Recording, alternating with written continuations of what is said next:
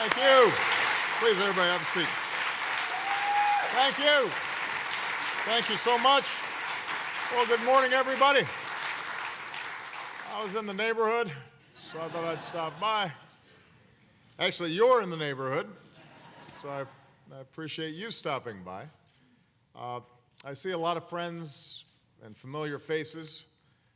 I have visited a lot of the countries where you are serving. I want to thank you once again for putting up with me when I show up, because it's a lot of work.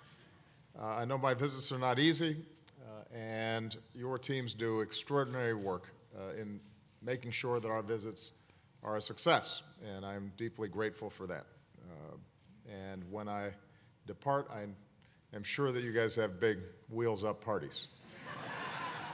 I'm confident about that. I'm not here to give a big speech. I wanted to come by and mainly just say thank you. I want to reiterate what I say at every embassy that I visit to your entire team, and that is that you are doing extraordinary work on behalf of America, and because of you, we are safer and more secure, and America's reputation around the world is extraordinarily strong. Now that starts with our Secretary of State, John Kerry. We all know that John is tireless. We don't know exactly what he takes, but 82 foreign trips so far, 80 countries, in one case 5 countries in 2 days, more than 1 million miles. After a long day of negotiations in foreign capitals, he's been known to explore the finer restaurants after midnight. One staffer, who I think is more than half his age, says it's inhuman. But John is relentless because he knows, as I do, that there's no substitute for American leadership. There are those who criticize our commitment to diplomacy, for investing so much effort in trying to resolve conflicts that seem intractable. But here's the truth. Conflicts and wars do not end on their own. Breakthroughs do not just happen. Agreements don't write themselves. It takes diplomacy, being willing to sit down with others, sometimes with adversaries, sometimes with people whose values are completely contradictory to our own. But as John always says, we have to try. This Secretary of State from Massachusetts follows on the heels of the original JFK from Massachusetts, who said, let's never negotiate out of fear, but let us never fear to negotiate. And we've seen the results, thanks to John, but also, most importantly, thanks to so many of you. The historic democratic transition in Afghanistan, chemical weapons removed from Syria, the Iran nuclear deal, detained Americans coming home, the Paris Climate Agreement, the cessation of hostilities in the Syrian civil war. That's strong principled diplomacy at work. And so, John, on behalf of myself and the American people, we want to say thank you for your leadership.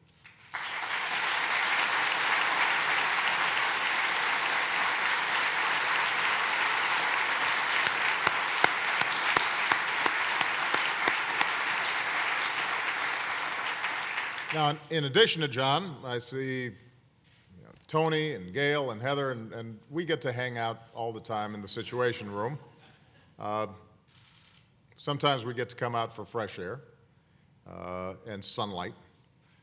But I know that behind them, there is an incredible team. All of you are embassies and posts in every corner of the globe. And for so many people around the world, both foreign governments and foreign publics, you are the voice and the face of the United States.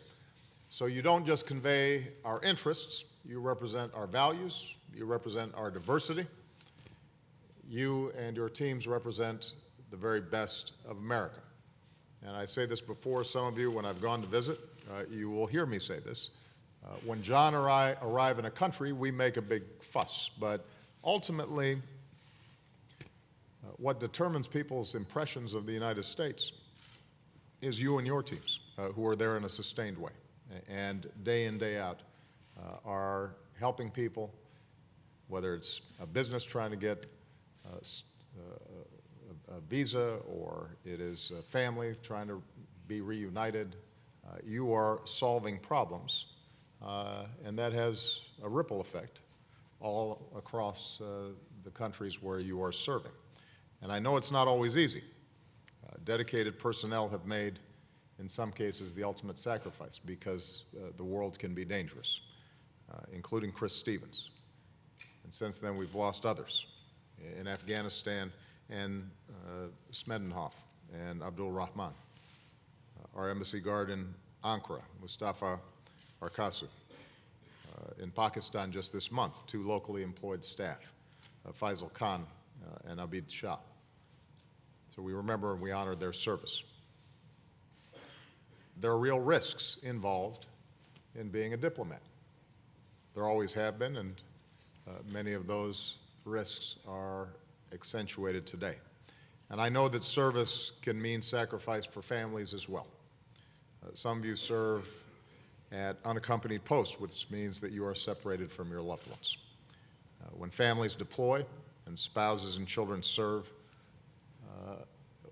in their own way, we know that they don't always hear directly from the president, so I need you to transmit to them how much we appreciate the work that they do. Let them know that we know they're part of the ambassadorial team as well. More broadly, I want to thank you for your partnership in what's been a priority for us, and that is renewing American leadership. I believe that a broader vision of American strength that harnesses all elements of our national power, including diplomacy, is what is going to make a difference in this complicated age that we live in. That's how we build a global coalition to deal with Iran. Strong sanctions plus diplomacy. And under the nuclear deal, Iran will not get its hands on a nuclear weapon. That's how we forged the Trans-Pacific Partnership, which will help to rewrite the rules of trade in the region and reinforce America's rebalance to the Asia-Pacific. That's how we rallied the world to stop Ebola, deploying our own personnel, military, doctors, USAID, CDC, and helping our West African partners save countless lives. That's how we work with countries like China and India and nearly 200 nations to reach the Paris Agreement, the most ambitious global agreement ever to fight climate change. And diplomacy, including having the courage to turn a page on the failed policies of the past, is how we've begun a new chapter of engagement with the people of Cuba. What a historic day it was when John reopened our embassy in Havana. And next week, I look forward to being the first U.S. president to visit Cuba in nearly 90 years without a battleship accompanying me. Now, we all know how much work we have to do. As I said, I plan to do everything that I can with every minute that I have left in this office to keep making progress and make the world safer, more prosperous, and to deal with the enormous challenges that so many people are burdened with around the world. We will leave it all on the field, and I'm going to need the help and the partnership of all of you as we focus on some key areas coming up. First and foremost, we've got to continue to keep our nation safe, especially from the threat of terrorism. And all of you have a role to play in that process. We're going to have to continue to strengthen our global coalition against ISIL, whether it's the air campaign, support for local partners, cutting off ISIL financing, preventing the flow of foreign terrorist fighters, working with partners to counter ISIL's bankrupt, nihilistic ideology. We're going to have to keep pushing on the diplomatic front, because that's the only way that the larger Syrian conflict will end, with a political transition and an inclusive Syrian government. We're going to have to keep strengthening partnerships from West Africa, as we saw again yesterday in Cote d'Ivoire, to Afghanistan. These countries are battling terrorism. They need our help. And we're going to have to keep working with allies and partners to stabilize Libya and Yemen. We have to keep living up to our values and move ahead on our plan, including safely transferring detainees to finally close the detention center at Guantanamo Bay. We are not going to stop making the effort to do that. So we got to continue to fight terrorism and do so in a way that's consistent with our values. It's what we've done over these last 7.5 years. That's what we're going to continue to do, and all of you have a role to play, and all of you know that in the countries where you are working, it makes a difference when the perception is that America is abiding by its values. It makes your job easier. It makes it easier for us to obtain the cooperation that we need. And I'm very proud of the work that we've done so far, but we've got some more work that we have to do. Second, we're going to have to keep mobilizing the world to meet shared challenges, and that includes strengthening international rules and norms that undergird peace and security. We're going to have to continue to ensure that Iran fully meets its commitments under the nuclear deal, to make sure that we're enforcing effective sanctions on North Korea, that at our upcoming summit here in Washington, we're continuing to increase nuclear security. In Europe, with our NATO allies, we're continuing to bolster our common defenses. We are continuing to push to make sure that the Minsk agreement is upheld and that we are supporting Ukraine's right to self-determination. On climate change, we have to ensure that nations meet their Paris commitments, that the United States does so as well, and that we invest in new clean energy solutions and help developing countries deal with climate change and ensuring that they do not feel they have to choose between uplifting their people economically and preserving the planet. We're going to have to continue to work on transnational threats like cyber attacks, making sure that we've put in place an architecture so that we have international rules governing that space and there's cooperation. Preventing epidemics through our global health security agenda.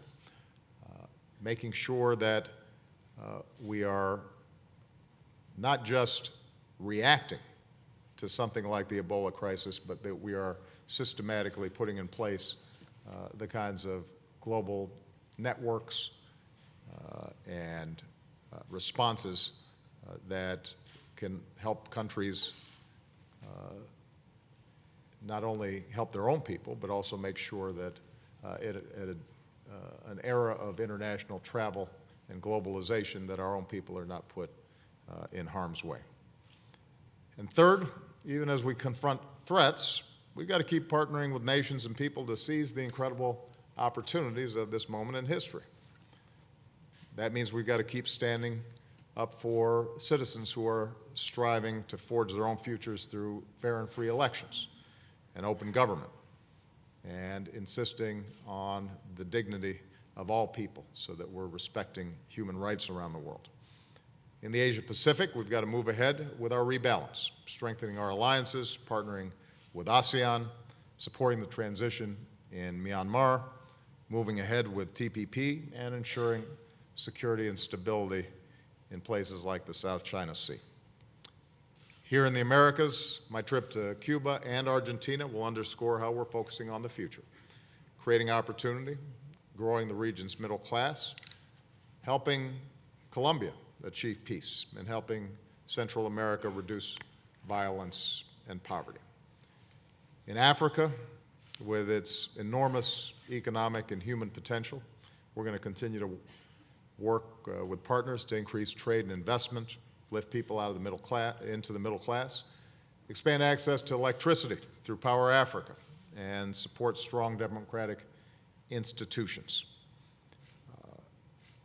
Across these regions, we've got to keep forging partnerships that empower young people, entrepreneurs, students, through programs like 100,000 Strong in the Americas, or the Young Leaders of the Americas, or YALI in Africa, or YASILI in Southeast Asia.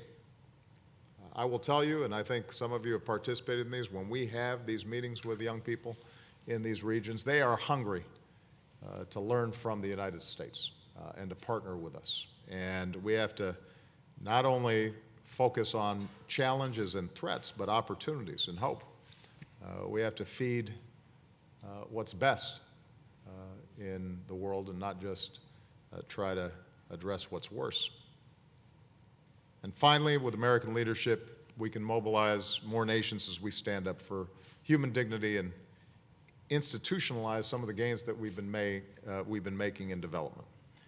Given the urgency of the global refugee crisis, for example, we're going to need you to press governments to step up with resources that are needed as we prepare for a refugee summit at the margins of UNGA this fall. We're within reach of the first AIDS-free generation, and we're making major new commitments in our fight to reach another goal, which is a world free of malaria. If we sustain our commitment to food security through Feed the Future and our new alliance, we can boost farmers' incomes and help lift tens of millions of people from poverty. And with an enduring commitment to our new sustainable development goals, we're going to advance our objective of ending the injustice of extreme poverty, including for women and girls. So we've got a lot of work to do. And let's see, we've got about 10 plus months to do it. I have to tell you, though, that I'm confident that we can make significant progress over these next 10 months. I think over the last 3.5 years, people have been calling me a lame duck, and somehow we've gotten a lot done. And what I always tell my team in the White House, what I tell my cabinet secretaries, and what I want to share with all of you, is we had this unique honor of serving our country at these challenging times, and there's some young people here who will continue to serve our country in various capacities in the future. But for many of us, this is the point at which we will have the most impact, have the capacity to do the most good that we may ever have in our lives. What an incredible honor. And what an incentive for us to make sure that we squeeze every last little bit of good that we can do during these times that we're in these positions. And the good news is that when we are focused and true to what made us want to do this in the first place, and when we're true to America's best traditions, it's remarkable what we can get done. That's part of the reason why I could not be more optimistic about the future and America's place in the world. You know, economically, our businesses have created more than 14 million jobs during the longest consecutive streak of job growth in our history. Our leadership in innovation and technology remains unmatched. Militarily, we are the most powerful nation on earth by far, with the finest fighting forces the world has ever seen. No other military comes close. Diplomatically, we continue to set the global agenda. Some of you have participated in international fora, and you know that if the United States isn't right smack dab in the middle of it, if we're not helping to set that agenda, it doesn't happen. People look to us for leadership. Somebody's calling right now to see if we've got the answer to some problem. And because of the values that you and your teams represent every day, because of our commitment to universal human rights and human development and justice and dignity for every human being, people around the world still look to one nation to lead the way, the United States of America. If there's a problem, they're calling us. If there's an opportunity, they want us to help.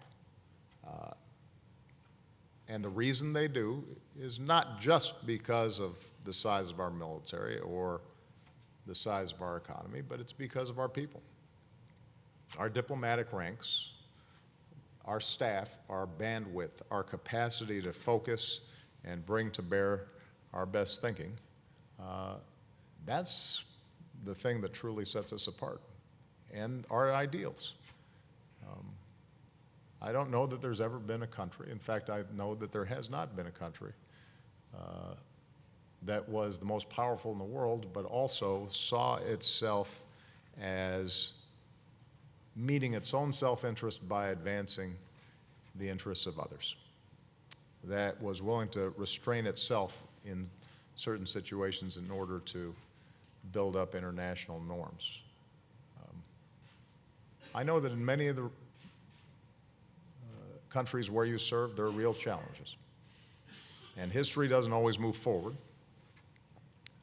Sometimes it moves sideways and sometimes it moves backwards. We make gains and then sometimes we feel losses. And it's typically the bad news that gets reported.